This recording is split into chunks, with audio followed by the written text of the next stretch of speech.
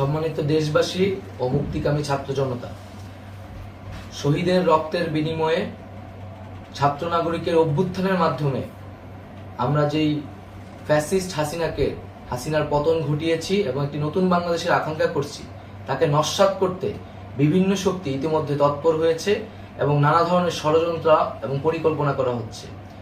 আমরা মুক্তিকামী ছাত্র জনতার পক্ষ থেকে স্পষ্টভাবে বলতে চাচ্ছি যে এই বাংলাদেশকে ফ্যাসিবাদী রেজিম থেকে মুক্ত করার জন্য এবং একটি নতুন বাংলাদেশ, জনগণের বাংলাদেশ প্রতিষ্ঠার জন্য সকল ধরনের ষড়যন্ত্রকে নস্যাৎ করার জন্য, প্রতিহত করার জন্য বাংলাদেশের ছাত্র জনতা কিন্তু সদা প্রস্তুত রয়েছে।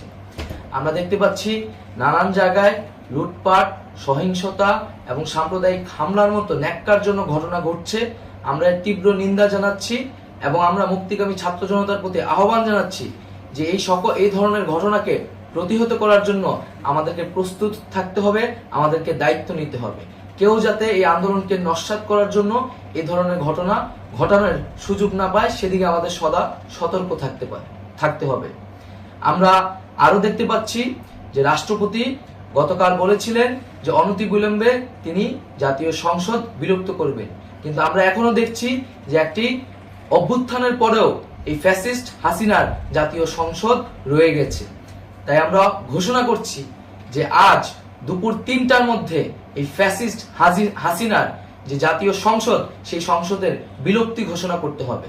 যদি আজ বিকাল ৩টার মধ্যে এই জাতীয় সংসদের বিলুপ্তির ঘোষণা না আসে, তবে আমরা কঠোর কর্মসূচি দিতে বাধ্য থাকব।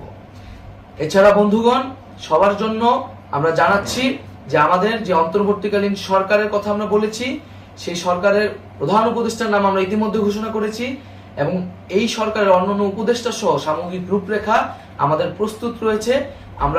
আমরা খুব শীঘ্রই সেই রূপরেখাটি জাতির সামনে উপস্থাপন করব। আমরা বাংলাদেশে স্থিতিশীলতা চাচ্ছি, সমাজে ন্যায় বিচার চাচ্ছি, সেজন্য কার্যকর পদক্ষেপ নিতে হবে এবং তার প্রথম পদক্ষেপটি হতে হবে এই জাতীয় সংসদ ভেঙে দেওয়া। এবং সবার প্রতি আহ্বান থাকবে, আপনারা শান্তিপূর্ণভাবে অবস্থান রাখুন, শান্তিপূর্ণভাবে এবং অহিংসভাবে এবং সকল পরিকল্পনাকে, ষড়যন্ত্রকে নস্যাৎ করার জন্য সদা সতর্ক থাকুন।